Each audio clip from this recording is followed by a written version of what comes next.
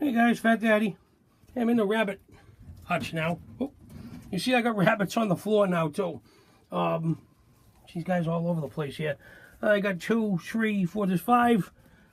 Let me get them over here. Get over there. Guys, go over there. All right, so there's 5 down here on the bottom.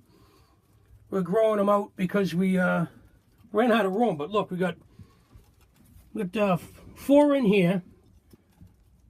These guys here. Everybody's getting a little crowded. Get your head in there. Come on. I got 4 in here. What you guys doing? Get in there. And I got Bucky still. He's a good boy. He doesn't eat much. I got this doe who's due. It's what's today? Today is the 31st. Saturday the 31st. She's due Tuesday the 3rd. I just do a calendar right here real quick, and I write down all the important dates. You know, when each doe is due. When I bred them.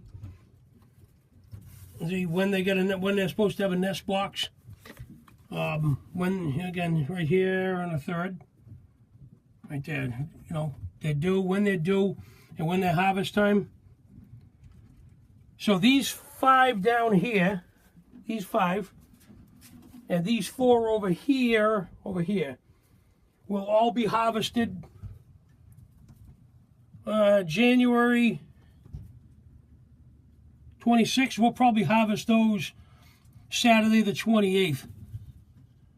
So they'll all be slaughtered Saturday the 28th. So they got another 4 or 5 weeks to fatten up. But you see the white doe is due in a couple of days. Here's the second batch. For the first batch she had 10, the black doe. This batch she has 7. And you see they're pretty damn cute. And they're getting good size. Let me put my hand up here. Give me it. So they're getting pretty cute still. But she had 7, which still isn't bad. I mean, it's not great, but 7 is, I can make money with 7. She, on the other hand, was a big rabbit. She's a big girl. But she only had 4. These are the 4 she had, but believe it or not, look, these ones here are way older than these, and they're almost the same size. So she has a small batch, but they're big, big rabbits. So I gave her one more chance. I bred her again, and if she doesn't produce more than 6 does, if this doe doesn't produce more than 6 kits, she's gonna be harvested. I can't afford to feed her. She eats like an elephant. But it doesn't do me any good to the amount of food she goes through to get 4 or 5 kits at a time. It's just I'm not gonna even break even. So she's got one more shot. I figured her first batch may have been a small batch. We'll see what this next batch is, and if she doesn't produce, she's gonna be harvested. So, and I'll get another doe. But the black does turned out to be a really good doe. This guy here with the tail, he's looking to pork everything he can get his hands around. He's a horny little guy. What we're thinking of doing here is we're going to take all these cages down. These 2, probably going to take that one and the buck's cage. We're actually going to break out this wall over here, and we're going to expand another 6 feet over. And what I want to try and do is avoid these guys being on the floor. As you see, all the droppings go on the floor, and they're going right, you know, these guys are getting pissed and shit all over. They don't have only place they can stay is out where I'm standing, is be safe, the safe zone. But I want to try and avoid them, growing them out on the floor. They all need to be grown in cages. So I think what I'm going to do this spring is I'm going to dig this out, this floor. I'm going to put cement down, and I'm going to pitch it to drain out the door, or I'll put a floor drain in. I'll pitch it to a floor drain and put a dry well in, dump it in under the ground. And that way I can pressure wash these cages off between batches. They need to be cleaned badly. What I'm doing now is as the batches come in, I come in and I take the cages down and clean them. And that's a pain in the ass. I think I'm going to put cement down here, and then I can pressure wash this. I'll move this so this wall will be open. I'll mount cages, grow out cages on the walls. We'll put, you know, roofs over them to the cages above them don't get, you know, to shit on them. And I'll probably suspend these top cages right from the ceiling like I did here. I got them suspended from the ceiling.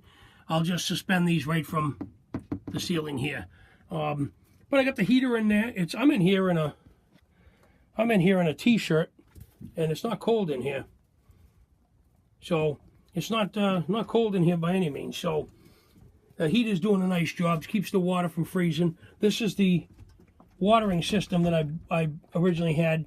We just open it up there and use it to fill the water bottles. But we'll go back to more of a watering system when I expand this. And I'm going to put a door right here. So there'll be a doorway where this doe's cage is now. And then all the cages will be on this wall, this back wall, and this wall one more bay over. So it'll give me room to probably double.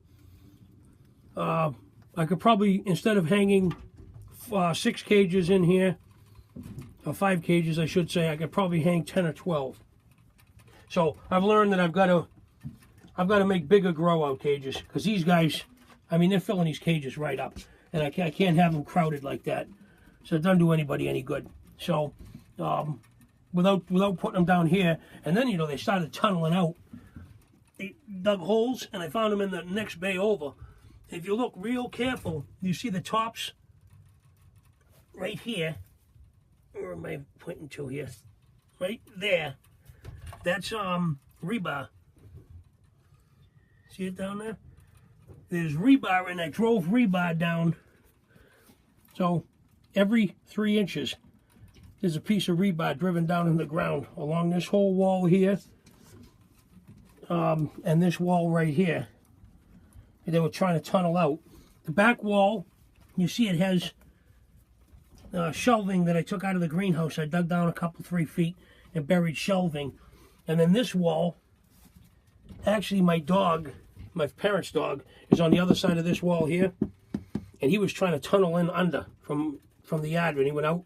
So he put the wire racking out on the outside of this wall so that he can't get in from to get him. So we finally got them all caged in now. But if I get these guys out of here, it'll avoid, so we have the wire that goes down underground.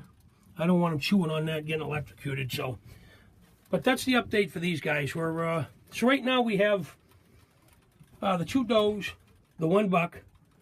I have 4 here, I have 4 here, I have 5 here, and I have 7 there.